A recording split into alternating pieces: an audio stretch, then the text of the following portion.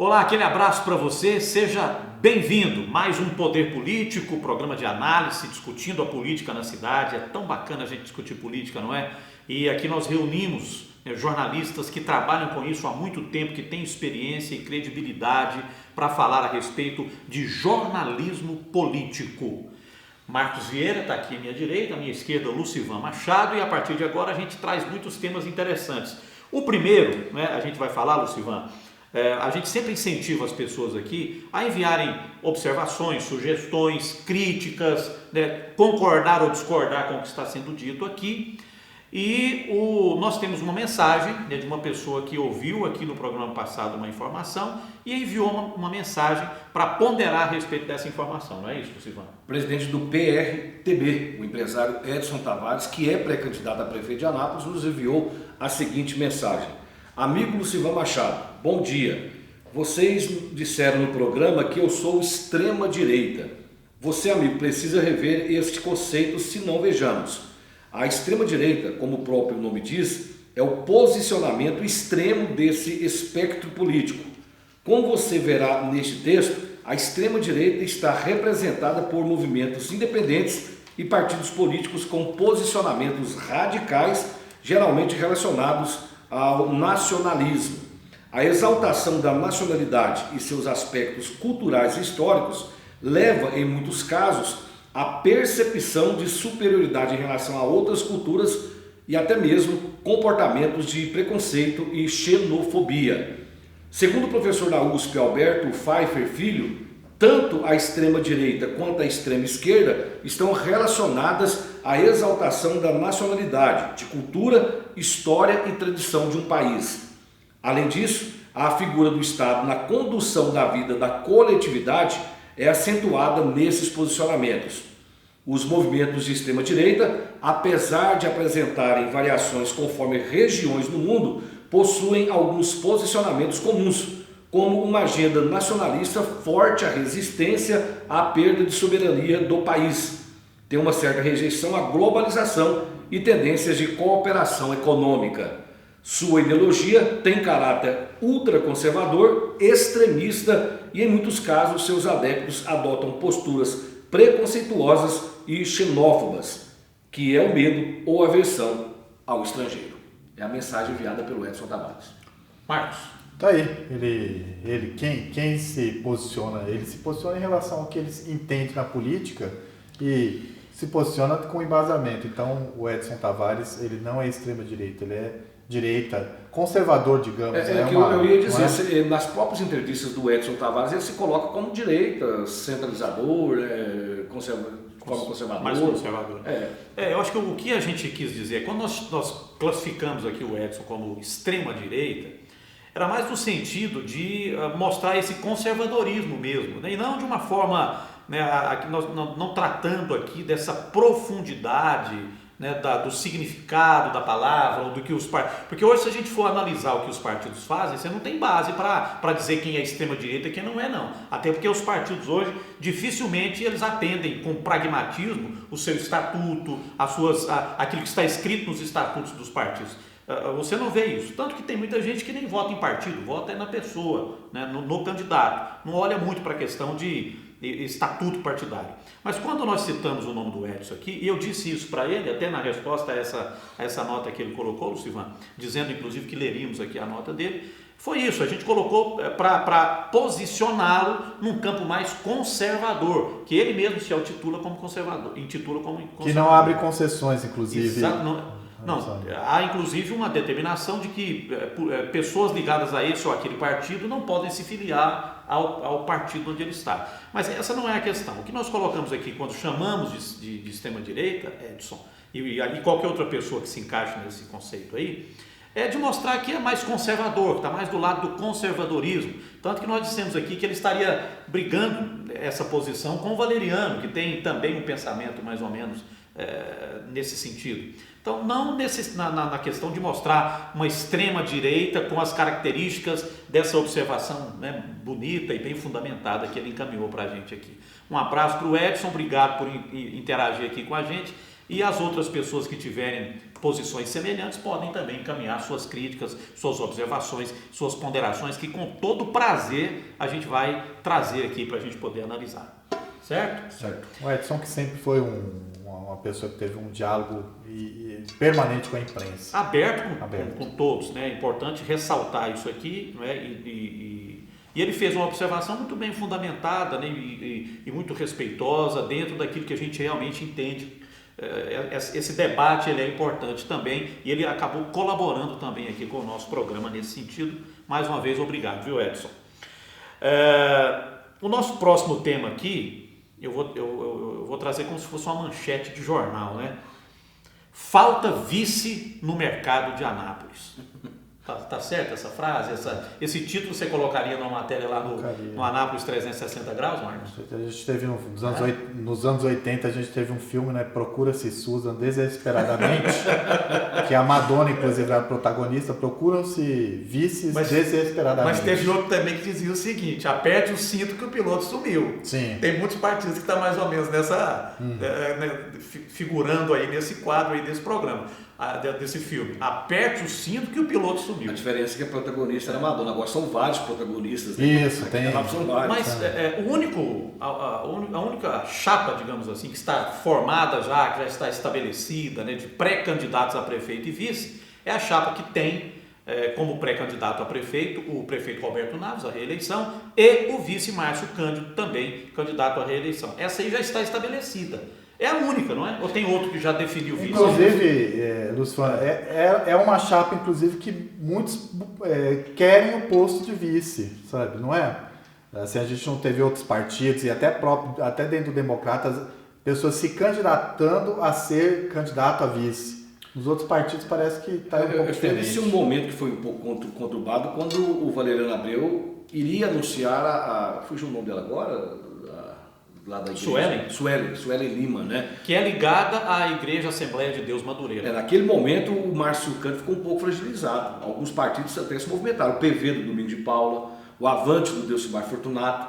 Eles falaram, se for o Márcio Cândido, tudo bem, nós aceitamos. Agora, caso a igreja Madureira divida, tenha uma outra candidatura, aí vai fragilizar o Márcio. Aí nós queremos a vice. Mas depois disso tudo ok, o Avante chegou a conversar com o prefeito bateu a mão na mesa e falou, não, o candidato é o Márcio Cândido. Então dos pré-candidatos hoje a prefeito, o único que tem vice é o prefeito, o Roberto Naves. Por falar no Valeriano, o Lucivan cavou uma informação essa semana também de um outro convite que teria sido feito para uma outra pessoa ligada a uma outra igreja evangélica da cidade. O Valeriano fez um convite para a professora Jaqueline Macedo. Ela foi diretora da Igreja Quadrangular, ela é ligada à Igreja Quadrangular, o pastor Washington, e hoje ela é diretora da Escola Estadual Professor Faustino, ali na Avenida Goiás.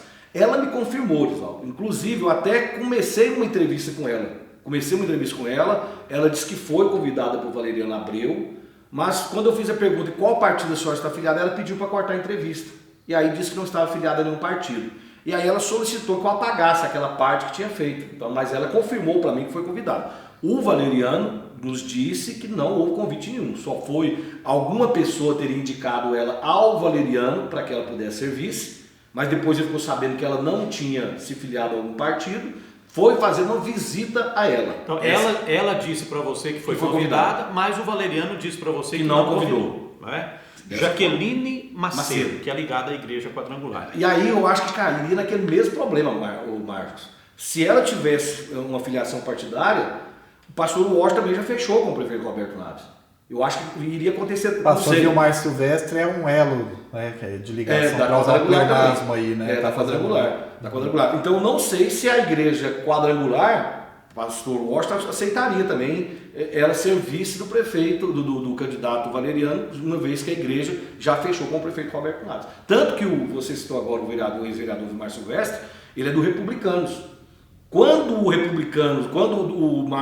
Vilmar Silvestre deixou seu partido, que salvo engano era o PSC, para ir ao Republicanos, o Republicano fazia parte da base aliada, então ele ficou certinho. Agora, quando o Republicanos anunciou agora a candidatura do Brigadeiro Bragança, ele chamou o João Campos, deputado estadual, e falou, eu vou continuar com o prefeito Roberto Naves, que nós combinamos com ele. E a direção do partido está mudando, mas eu permaneço com o Roberto Naves. Aliás, abrindo um parêntese aqui, eu ouvi uma entrevista que o Silvan fez com o prefeito muito muito eticamente, né, e dentro daquele espírito, né, democrático, né, do prefeito. O Lucivan perguntou, o pessoal do Republicano tem candidatura própria que vai concorrer com a sua, mas mesmo assim eles estão lá, né, fazendo parte de vários setores da prefeitura, o senhor acha que eles têm que deixar a função? Ele falou, não, isso aí é com o partido. Eles é que têm que entender se eles têm que deixar ou não a administração. Mas eu percebi, não sei se vocês perceberam, nas entrelinhas da fala do prefeito, que ele disse, olha, eu entendi isso, isso é com eles, mas o sentimento dele é assim, pessoal, pede para sair.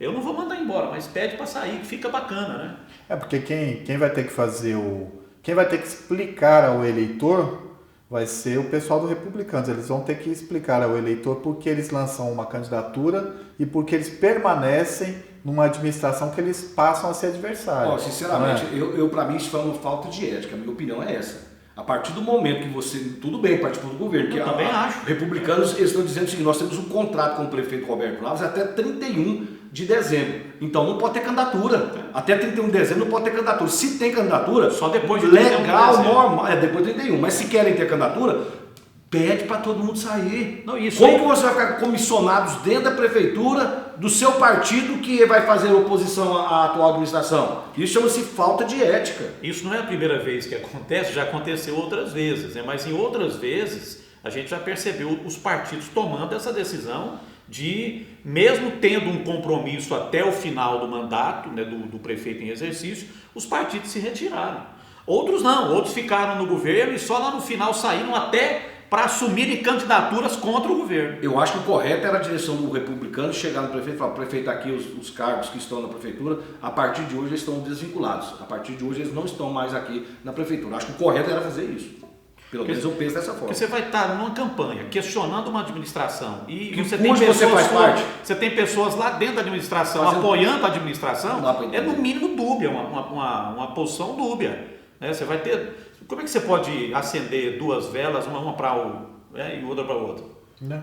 Minha avó dizia isso, filho. Você não acende uma vela para o fulano e uma vela para o ciclano. É inconcebível, assim, ele tem... Mas parte do Republicanos tomar a iniciativa. Assim, o prefeito o prefeito foi muito ético, foi muito polido, ponderado ao fazer a fala dele, na minha opinião. Ele não ia dizer lá, não, eu quero que saia. Ele não falou isso, não. Mas eu percebi que o que é o sentimento?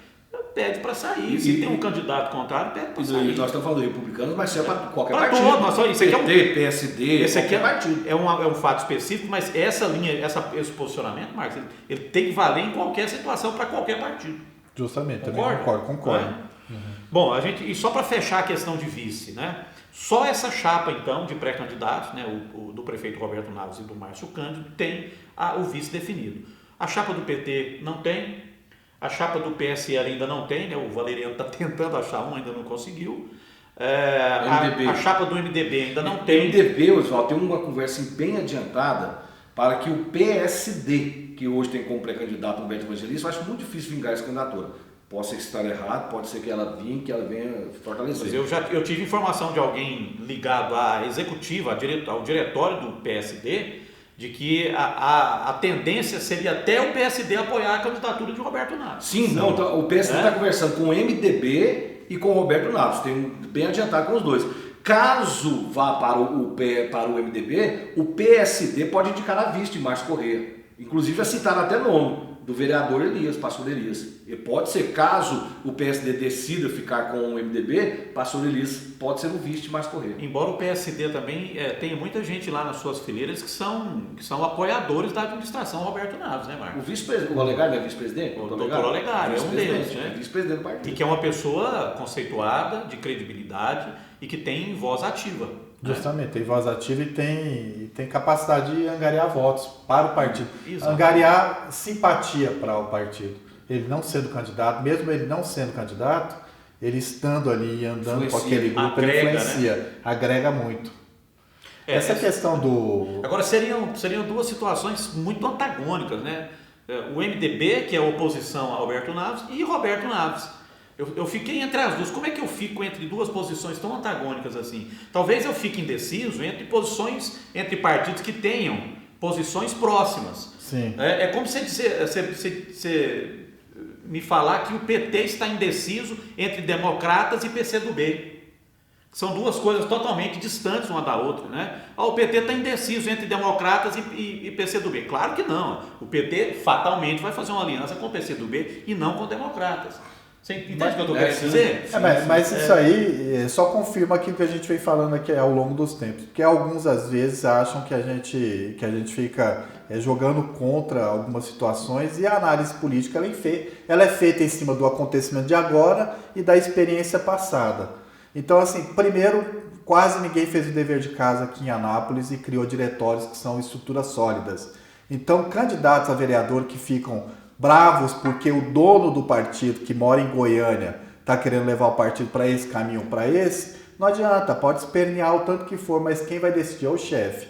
A questão toda era fazer o dever de casa nesses 4 anos e criar um diretório com uma estrutura mais sólida, e aí você briga na justiça, porque a maioria ali, a executiva decidindo, aí aquele lá que é o cabeça estadual, ele vai ter que brigar na justiça. Então, assim, por isso que é o fisiologismo. O PSD é um partido do Gilberto Kassab, que é fisiologista até a medula. Então, assim, o Vilmar Rocha, que é um articulador político, ele vai escolher ou se vai para A ou vai para B, o que for melhor do ponto de vista dele, óbvio. Não, e se você analisar o MDB, você pode classificar o MDB como um partido de oposição em Anápolis? Quer dizer, você tem o presidente do MDB, que é oposição. Tanto, o presidente é o candidato, né? Sim, que é pré-candidato, o Márcio Corrêa. Mas você tem, por exemplo, uma postura da vereadora Elínia do MDB na Câmara Municipal, que faz parte da base de apoio ao prefeito Roberto. Não deu um trabalhinho sequer para o governo. Então, assim, o MDB é um partido, você pode configurar o MDB 100% sólido como um partido de oposição à administração, não é? Então, existem essas questões. Republicanos e PSDB podem se juntar para disputar a eleição? Está tendo a conversa. João Gomes e Brigadeiro. Deixa bem claro o que o Marcos falou, nós estamos analisando o momento, gente. Pode ser que semana que vem não dê nada certo, mas no momento, hoje, está tendo essa negociação. Está tendo uma conversa entre as lideranças para que o Republicanos e o PSDB caminhem juntos. Agora, quem vai ser o candidato a prefeito, não sei se é o Bragança ou o João Gomes. E o outro vice. Mas ainda está na fase de conversação, não tem nada certo, né?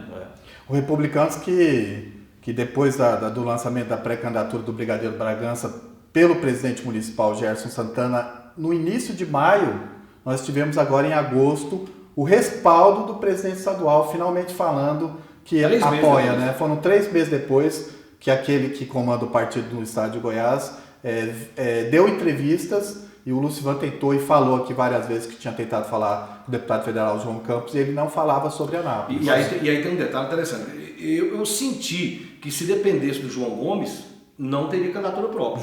João Campos. João Campos. Se dependesse dele, ele não teria candidatura própria. O problema é que o Podemos tem uma decisão de que cidades com mais de 200 mil eleitores têm candidatura própria.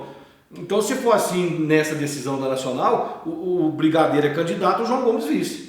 Porque não existe uma determinação nacional para que tenha candidatura própria. Então ele só vai para o jogo para ser candidato. Para ser candidato a prefeito. Sim. E você acha que o João Gomes vai para uma eleição para ser candidato a vice? Não. Vocês imaginam? Eu acho que não. Se fosse do Antônio Gomes, eu acho que ele queria. Então, se ele for o candidato, ele é candidato a prefeito. Não vejo o João Gomes como candidato a vice do Brigadeiro Bragança. Mas sabe que pode ser a cidade com 200 mil eleitores? Pode ter candidatura a vice? Aí eu já não sei. A princípio, falaram que tem que ter candidatura própria. Nós temos 2 minutinhos aqui para a gente falar, repercutir. Deixa eu só falar uma opinião sobre essa chapa aí. Aí o Brigadeiro Bragança, que é um outsider, alguém que está surgindo aí na política, inclusive tentando angariar votos daqueles que discordam da política, traz para ele um político experiente que já foi inclusive prefeito aqui na cidade. Exatamente. Não é? Bom, 2 minutinhos para a gente falar, repercutir aqui a questão da prisão do Alexandre Baldi, que é presidente regional do Partido Progressista, do Progressistas aqui em Goiás, e é o grande articulador do trabalho do PP aqui em Goiás e em Anápolis. Ele, né, já estava se preparando para voltar aqui para a cidade, para Goiás, para trabalhar a candidatura do partido nos municípios goianos, especialmente aqui em Anápolis, né? E ele foi preso, né, numa operação ligada a Lava Jato, né, ligada à Lava Jato, uma das operações, das milhares de operações da Lava Jato, e isso repercute de que maneira na política aqui em Goiás e em Anápolis? O que vocês imaginam que o que aconteceu com o Alexandre Baldi vai ter repercussão no processo prático da campanha eleitoral aqui em Anápolis? Acho que a repercussão seria ele Assim, eu acredito que ele continua trabalhando, vai continuar trabalhando dos bastidores no processo eleitoral. Perde aquele que teria o Baldi presente aqui, mais presente na campanha. Mas assim, o prejuízo direto, aquele que é o candidato do partido aqui na cidade, o prefeito Roberto Naves, eu não vejo, sabe? Assim, porque o prefeito tem a carreira dele, obviamente, e o Alexandre Baldi tem a dele. Embora eu veja que o Baldi usou uma estratégia interessante, ele conseguiu ser libertado logo e imediatamente ele foi à mídia e ele mesmo falou sobre o assunto dele, sabe? E a gente tem que diferenciar uma coisa aqui, Marcos, que uma coisa é um processo que está em investigação, uma acusação que está em andamento, que não há julgamento, que não tem ninguém condenado, com processos já transitados em julgado e condenado que colocou gente na cadeia. Porque o pessoal cobra assim, tem que ter a mesma postura que está tendo com os outros partidos, que o pessoal está tendo aí com o PP, com o Alexandre Baldi. Então nós temos que separar um pouco as coisas. Uma coisa é a acusação. Até que se prove o contrário, ninguém é culpado. Agora, em processos transitados em julgados, que se comprovou culpabilidade, que houve condenação e que inclusive tem gente presa na cadeia, você tem que ter o cuidado de imaginar, olha, já houve uma comprovação ali. Então, mas o bom senso nos indica o quê? De você apenas entender uma pessoa culpada quando ela for condenada e estiver um processo transitado em julgado. Não é assim que a legislação brasileira diz? O Baldi já informou que continua como presidente do partido do Estado de Goiás. Ele deve deixar o governo de São Paulo, deve ir para Goiás.